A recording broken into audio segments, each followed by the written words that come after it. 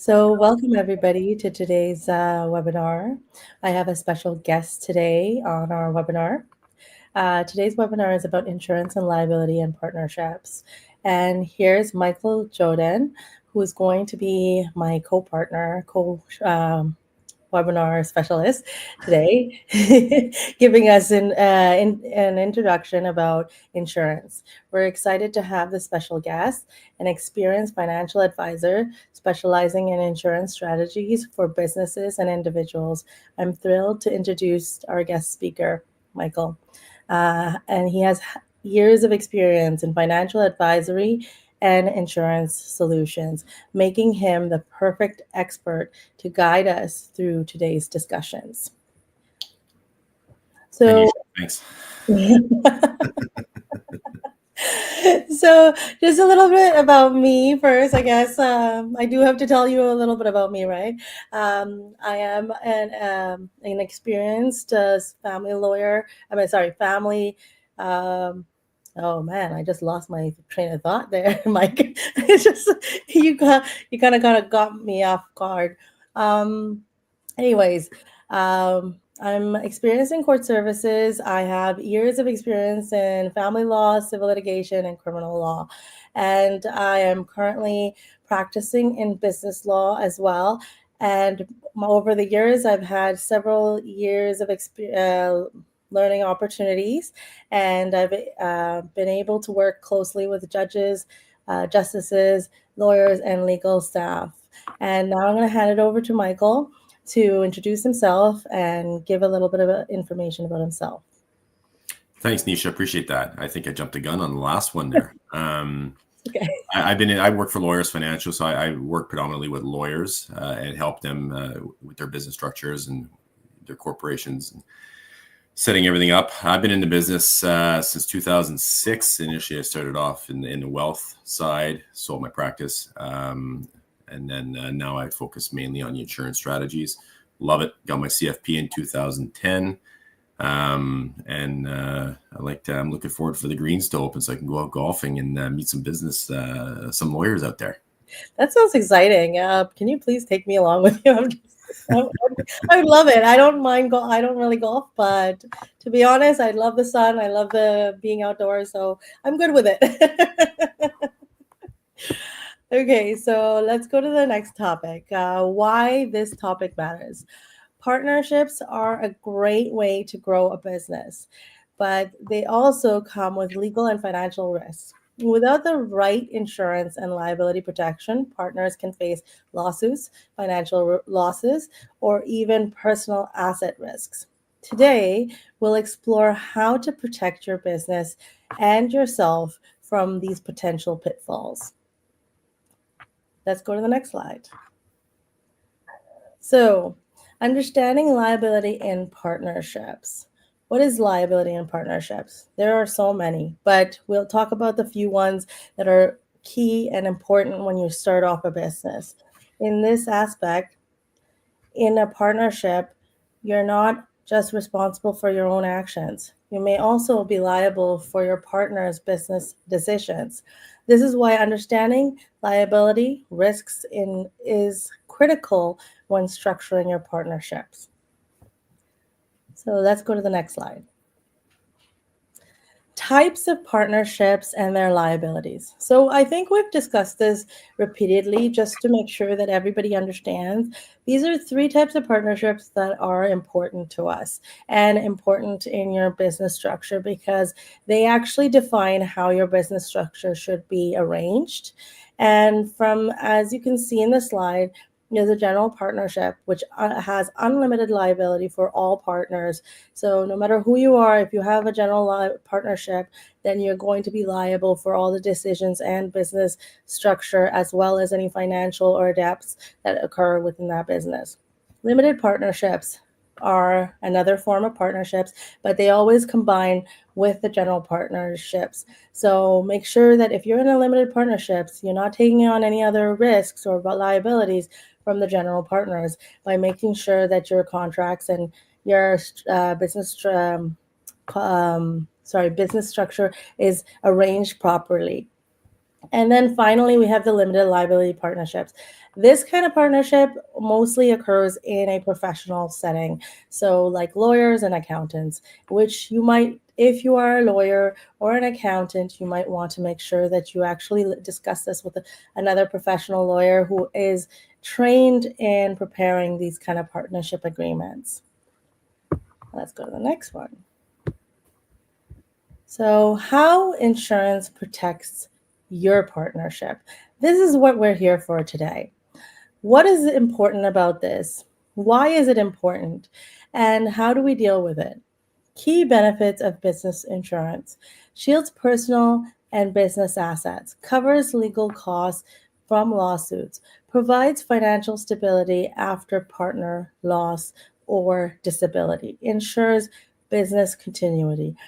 I don't know. Do you want to chime in here, Mike, to let us know why these are important to any kind of business and if we should have these kind of insurance policies in place? There's a variety of insurance policies. They all play a key role in the protection and the preservation and the growth of a business. And you'll notice as we go through the presentation, we're going to touch on all of these. My specialty is mainly on the personal side, on the life, disability, critical illness, buy-sell agreements, and we'll touch on that as we go through. Okay, let's go to the next slide so that we can actually discuss it in further details. Here's types of insurance every partnership needs. So remember, these are things that you will have to have if you're starting a partnership. We are only talking about the structures that when you start a partnership. And also remember, you should always be consulting a lawyer or an insurance agent, depending on the type of insurance you're requiring, because each insurance agent, just like Mike, has a different expertise and experience. And we want to make sure, including a business lawyer like myself, has only specific expertise and experience. In that aspect, you want to find the right people for you to help you guide you. So essential coverage for partnerships. We should have a general liability insurance. What is this? This is covering your personal injury issues. So in instances when someone gets injured on your property, or you have a snowfall and they slip and fall, what kind of coverage do you need? These are things that you might need to make sure that you avoid lawsuits. And if you do get a lawsuit, the insurance company will assist you in that coverage, or even to continue that lawsuit. So these are important things to consider when you have a partnership or any kind of business. And then next, we have the professional liability insurance. What does this do? This covers anybody who is a professional, like myself and Mike. So if Mike can tell you about his insurance policies and how it covers him in different aspects. For mine, in itself, it covers me from protection against when I deal with clients, or when I have to deal with cases and there's some kind of mishap, or the client complains against me because they're not satisfied with specific work, even if I did the exact amount of work they required me to do. So these are things that a professional liability insurance covers. Mike, do you have an input on this, or? No, I could touch on the next one though, business interruption insurance. Okay. If you're and a key person, we'll put that together. Business interruption, I guess, would be more for, if a building burns down and you can't work, you could have some insurance policies in place for that. You'd want to get a good commercial broker to help set that up for you. Where I come in is the key person insurance. Let's say, Nisha, you and I are in business together. We start up a partnership, and we each inject some money into it. The company starts to grow, and I pass away. Mm-hmm. Well, we have to figure out how you're going to buy my shares. Now, you could either take it from the revenue that's being driven. If I'm a driver of that revenue, that could be an impact. So we want to make sure that you're not stuck working with my wife, but that you've got a funding mechanism so to buy those shares so that you can carry on with the business and get rid of my, settle my estate. So very important to make sure you've got key person insurance. It could be for anything from a business owner to a top salesperson to someone very valuable in the organization. No longer there. Economic value. So what I hear from you is that definitely make sure you're insuring the people who actually create value in your company.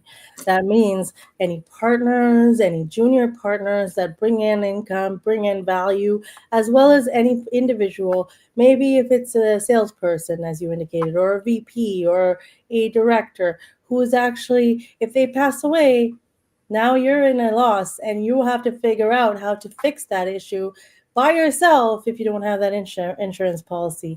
And then you might have to bring in whoever holds that shareholder's assets to come in and do the business, but they might have no knowledge as to what to do and how to proceed. So at this point, your business might go under because of these issues. So just make sure you have these coverages. That's what Mike is actually here to explain to you, and myself as a business lawyer. But all of these guidances should be taken at right now. We're just providing information, and you should always be consulting a lawyer or a specific insurance individual for your own personal circumstances, because each circumstance is different. So make sure you consult a professional. Okay, let's go to the next slide. So common insurance mistakes to avoid. This is important because you might not understand how to deal with insurance, and you might say, oh, I don't need liability insurance for my car. I have multiple cars. I'll do it on one vehicle and I'll use that insurance policy for all the other vehicles. But what happens if you have multiple drivers? What happens if you have insurance policy only for a limited scope? And then you have a point where you have professional liability insurance, but you don't have fraud protection on your insurance. So these are all the mistakes that people do. Make sure to look at your insurance policies. Make sure to understand them, because you might think, oh, I don't need it. It's just not beneficial for me. But when it comes down to it, you end up in court for some situation where you don't have insurance policy. You have a hefty cost there because you're going to be paying out of pocket for a lawyer. And then if the lawsuit occurs, what is going to happen at the end of the day? You're going to end up, if you default, if you get a default judgment against you, or let's just say a sentencing against you, now you're paying out a lot of money to someone, which an insurance company can assist you with to an extent, because they can hire good lawyers. They could also assist you with the cost of settling amount, like an auto insurance policy. So what is your intake on these kind of mistakes that people deal with when they do insurance, Mike? Get the coverage. Don't try to skimp out. Don't try to worry about saving money. You want to make sure that you're going to, if you're going to sea, you want to make sure you've got life jackets in the boat. And that's exactly what insurance is going to provide you. It's going to provide you that ability to stay afloat when things get rough and murky. Exactly. I get you. You're exactly on point there, Mike. Like, to be honest, I've seen a lot of companies avoid these insurance policies, and now they're in court dealing with thousands and hundreds of thousands of dollars that they have to pay out. Now let's go to the next slide to discuss professional general liability insurance. So these are, as I indicated, are injuries that could occur on your premises and other kind of issues that might happen. You might want to make sure that you protect your business at all costs. Make sure that when you're looking into the coverage, do you have a business? Do you have a building that is actually, depending on the type of building, you might have a building that has, like, you're just a professional office with a little bit of a front yard with a bit of snow, and then someone might slip and fall. At that point, your insurance coverage will help with those kind of issues. But you might have a business that's a bigger business that requires a lot more maintenance, and you might have equipment that's dangerous. Let's just say like a forklift. These are things that could happen. Like, you don't know. These people end up getting damaged. I've heard stories where the forklift, someone forgets to put the brake on and it starts moving and it hurts somebody, and that's it. These are things that you never know might happen. So it's easier to get that small amount of coverage so that you can avoid long-term costs and hefty costs. So think about those things and make sure to speak to a general liability insurance provider for your needs, because those are things that you should consider when you're preparing any kind of business, okay? Let's go to the next one.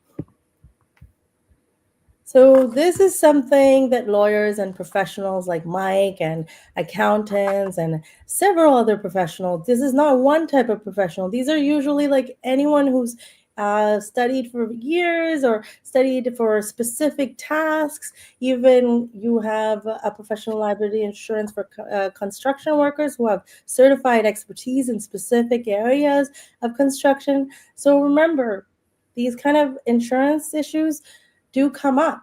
You get lawsuits, you make mistakes. You're only human. Like, you're not going to be perfect, no matter what you think you are. Like, everybody thinks, oh, I could do the perfect job, but you never know, right? We all have our issues. And sometimes even if you're perfect, the other person might think you're not, and you've made a mistake, and now you still need coverage. So what is your intake on this, Mike?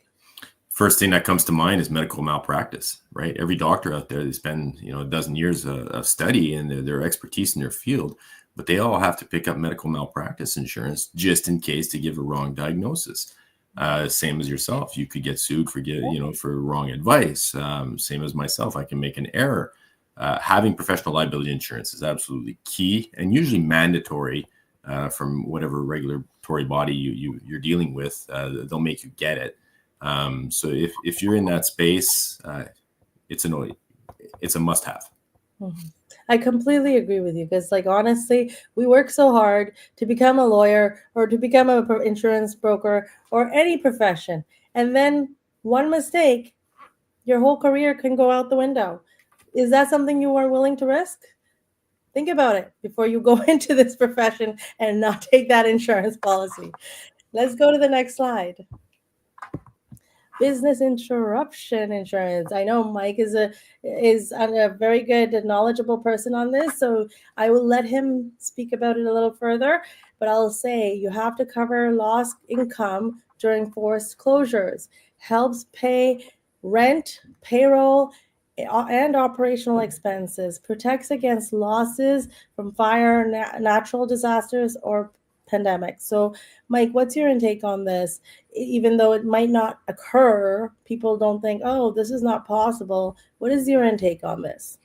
Well, I deal with a lot of lawyers, as you know, and I recommend business overhead insurance, especially for those that are self-employed, because if they can't work, they still have to pay all the fixed costs that they incur. So they may be stuck in leases, they may have staff, they have all these other expenses that they're always going to be on the hook for. So having business overhead insurance really keeps you from having to go into your nest egg or your savings to pay for these business interruptions. Mm-hmm. There's other kinds of interruptions, obviously, if a building burns down, where a commercial broker would come in and give you the advice for that. So you really want an insurance team that's going to work with you to find all the solutions. So don't silo everybody. Make sure everyone kind of communicates to find the best fit and the best protection for your client. And you can't protect yourself from being ill. There is no guarantee that you will be perfectly healthy for the rest of your life. People have had cancer. People have had terminal illness. People have had months where they haven't been able to work. These are things that happen. As you age, your body does deteriorate, no matter how much you think you can be perfect. We want to be healthy for the rest of our life. But even last week, I couldn't speak for 3 days straight. And I was like, oh my God, I need my voice. So I had a cold that turned into a swollen because I overused. But reality is, as lawyers, we use our voice. So what if you lose your voice? Wouldn't you want to have protection? So thank God it didn't last more than 3 days.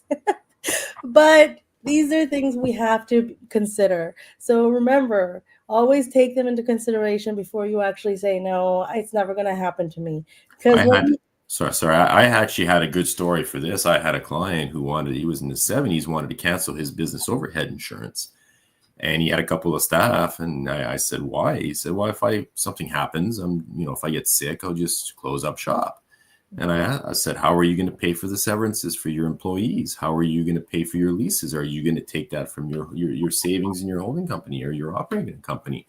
And he hadn't thought of that he's still on the hook for hundreds of thousands of dollars of potential payouts. Mm-hmm. And he turned around and he ended up keeping the policy. 3 months later, he went on claim. Mm-hmm. See, that's the thing, right? Like, you never know. And I had there are people who have come to me and they had a business and it was going under. They had no insurance. Now they have to cover the full cost of the debt. This is not like something you could just get rid of. It's not just a simple strategy. It's a long-term goal. And you have to think, no matter how long you, like, the policy might be small, like a little bit amount for you to pay out of pocket, but think about the long-term issues, the cost of all of these issues. And if you had a fire, your whole building burns down, or you had a flood in your building and all of your files are damaged. Now you have client information that's gone, disappeared. Now you have no way to protect yourself against liability, including professional liability right there. So think about all these concerns. These are important to think about. Okay, let's go to the next slide. So here's a key person insurance. I know Mike is very knowledgeable about this, so I'm going to give it to him to speak about it. So if you and I are in business, like we've touched on this earlier, if you and I are in business together, ꗪ𝗫, and something happens to me, do you really want to go into business with my wife? No, not really. But I don't know who your wife is, and she's going to come in and tell me what to do in my own business? I'm kidding. Well, let me tell you, the answer is no. She's great, but she's great at what she does, not at running a business. I'm 100% sure she's a great person because she's with you. Yeah, thank you. Thank you. So what you want to do when you're starting up a business is you want to make sure you get your key person. And you want to review that policy all the time, because as your business grows, you may start off very little value, but 5 years down the road, your business might be worth $15 million. And something happens to one of the partners. How do you pay out $7.5 million all at once? Or even if you do a promissory note over a period of time, what if the revenue is hurt and the business can no longer stay afloat? How do you solve this? Well, you do it for pennies on the dollar. You buy insurance. You put the risk onto someone else to pay for it, and then you settle it. And it's nice and clean, easy to do. You got a top salesperson. Sorry, go ahead, ���𝗫. You had a question there. Go ahead. You finish what you were saying first. If you've got a top salesperson in your organization who generates, a huge percentage of the revenue, you can get key person insurance on that individual. You want to make sure that if something happens to them, that the business is not negatively impacted, where it could actually, prevent it from being successful or surviving. So getting key person insurance is absolutely essential when you're running a business. That is very important. I completely agree with you, but I also want to reiterate that we should be also building contracts that are actually very good, so that we can make sure that if these individuals have, like, let's say death, or they get sick, or your key person has to have a year off because they have some kind of issues or crisis or something to deal with, we want to make sure that these contracts are also into place. So the insurance and the contracts, that actually makes sure that you're fully protected. So make sure to look into all of these aspects and speak to a professional lawyer, a business lawyer, and as well as an insurance broker to make sure your double protection is there in case of any mishaps, okay? Those are important things that Mike and I have actually discussed ourselves, like on several things, when I was getting my insurance policy. So things are important. These are important things to consider. I have disability insurance just for that purpose, in case anything happens to me. And I have business protection just in case I am not able to work. So think about those things when you go into business, and speak to a professional so that you're protected completely. Okay? Let's go to the next point. This is cyber liability insurance. This is important, guys. Yes, in the 2025 year, we are in a massive cyber attack situation. We've been attacked on several different levels and several different organizations, even the biggest organizations in our country, in our province have been attacked. I have seen even that the Law Society's MAP organization was attacked and their information was leaked. And even many other organizations have been attacked. So think about this concern. Are your files protected? Is your data information kept secure? Do you have multiple layers of security? Do you have two-factor authentication so that nobody can get into your system? Make sure to think about these things, because I myself am a little bit of a tech geek, so I can see when someone's doing a phishing email to me, but not everybody is that technology for understanding that tech expert. So go to an insurance agent, see what your protections are and how you can protect yourself. And also think about talking to a cybernetics an individual who has the ability to protect your system, lock it down so nobody can access it. So consider these possibilities when you're dealing with business, because no matter what business you're in, you're always online and your website is online. I know a person whose website was completely copied and used for a fraudulent purpose, which I'm not even joking. I've had those scenarios come to me and I've indicated, oh my God, that is really scary. Imagine your whole website that your company runs on is copied by a fraudulent cyber attacker and used to gain funds. That is something you want to avoid. So think about these things, okay? Let's go to the next slide. So commercial property insurance. This is important if you're running a big commercial organization, or even if you're running a small commercial business where you're operating out of a specific property, where you want to make sure that if you have any items, like let's say you have forklifts, you have equipment, you have sales products, you have all of these things, these have to be protected. We all want to make sure that our businesses are secure. And this is where the commercial property insurance will come in. This is important because if you're growing and your partnership is growing and you want to be able to make sure that all the equipment, all the items on the property, including any sales products, some people ship equipments to our province and they put it in a warehouse. So you might want to protect those so that any kind of damage to that will be covered by insurance. Now, here's a workers' compensation insurance. This is important because we hire people. Especially when we're growing, and when we're small, we won't really think about hiring people and we won't have that requisite. But when you're growing, you might want to make sure that you have workers' compensation insurance, because the government will come after you for that too. They will indicate that you are required to cover medical bills and lost wages for injured employees, especially if they got injured while on the premises of your business and while conducting your business-related transactions. So these are things that should be protected. Like example could be an individual who's working in, I'm going to just say, like a warehouse, like an Amazon warehouse. They have, multiple organizations like that. Walmart has that. So these are organizations that have already grown. But even as a small industry, if you're in like a cleaning services, if you have 10 employees and you're sending them out to work and they get injured while they're actually doing work for your corporation, you're going to be liable for the cost of their medical bills, for cost of wages and earnings that they should have, been provided by the insurance, which if you don't put in, you're going to have issues. And it's required by law in all of the provinces. So think about it. When it comes to especially employees that are directly employed by you, if it's a contract position, that might be different, but talk to a lawyer and discuss it with them about these insurance policies so that you have an understanding. And you could also talk to the insurance agents who are specialized in these kind of areas so that they can give you professional information. Okay? I mean, Mike, do you have any input on any of these? Okay. No, you're rocking and rolling. You're doing good. You got it.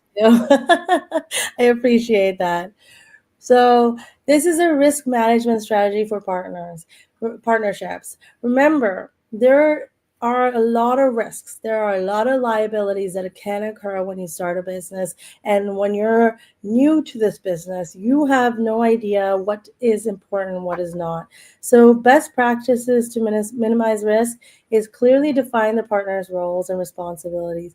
Make sure you consult with insurance providers so that you actually have those insurances in place. So in any effect that in case something happens, you don't know, you won't be able to protect yourself for 100% without even having a consultation with a professional. So make sure you do that. Maintain proper legal agreements and regularly review and update insurance policies. Because if you don't, they might actually lapse and then you think you have coverage and there you go, there's no coverage because you forgot to check on your insurance updates. Okay? Partnership responsibilities in risk mitigation. So this is important as well. Each partner should regularly review financial and legal obligations, okay? This is not something that should be taken lightly because your finances are important. If you have no clue about your finances and your partnership, and then your partner leaves, the one who actually does all the financial parts, you're at a loss, your business goes under. So these are things that you have to consider. Make sure you know your legal obligations as well. As a partner, what are your legal obligations? If you give a guarantor to a debt, what is your legal obligation when you leave the partnership? These are things that people forget to look into. They forget that you're still signed on as a guarantor and the company who's you're in debt to can still come after you. So consider these things because you have to have a prerequisite knowledge or understanding of the basic information for your business to succeed, as well as when your business has issues. What are things that you can put into place to protect yourself? Ensure compliance with insurance policies and communicate your risks and concern with all partners. And make sure you put it into a contract so that you know, or bylaws, so that you have an understanding of what structure you have in your business. Now let's go to the next slide. So thank you. And it was a pleasure to have Mike on this webinar. I am so, I was so glad to get him at the last minute to actually come on board and talk to me because he's so valuable and knowledgeable that it actually made this interaction very well informative. And any remarks, Mike? You're too kind. I do want to touch on the last slide is with your documents is you want to make sure you got your shareholders agreement in place and you got your corporate will that dictates what's going to happen. And on the insurance side, you really want to make sure the proper entity owns the insurance policies. You wouldn't believe how often I see individuals in a partnership buy life insurance and then they designate their spouse as the beneficiary. But you can't do that. It can be a taxable event. So you got to make sure you talk to a good professional and everything's allocated the right way. And I can't stress enough of getting the corporate will. That's your final voice when it comes to your wishes of a company or even your personal side. Don't give that up. I would like to mention that corporate wills and corporate estates are something that is a structure within the corporations. Within the partnership structures, we want to make sure that the partners have an agreement, partners have the wills themselves because they don't have a separate entity. So remember that the wills should be the individual partners' wills within that partnership. And I understand completely what he's in will where it comes to shareholders. But the partners are shareholders. So just make sure that, yes, Mike is right. It is, you should be protecting yourself. You should be bringing the wealth, but I'm just going to refer to the partnerships. Whereas corporations, yes, when you do have a corporation, make sure you have the corporate policies and corporate wills in place with the shareholders because they are two different things. Just in a a little bit of a correction. I just don't want to make anybody misunderstand that the corporation and the partnerships are the same, because partnerships have separate identity. They each are different identities, whereas the corporation itself has its own corporate identity. Okay, just for clarification. But Mike is correct. You should always have a will. Always protect yourself. That's always important. Okay. Thank you so much, Mike, for coming on and helping us here. And it was such a pleasure to give this webinar to everyone. And hopefully we'll get you on when we do corporations and shareholders agreement, for sure. Thank you so much, everyone.